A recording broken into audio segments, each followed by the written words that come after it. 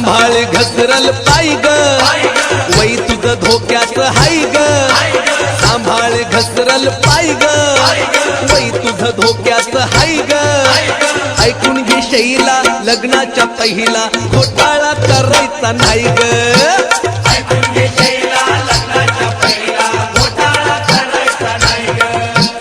ऐकून घे शैला लग्नाच्या पहिला घोटाळा करायचा नाही ग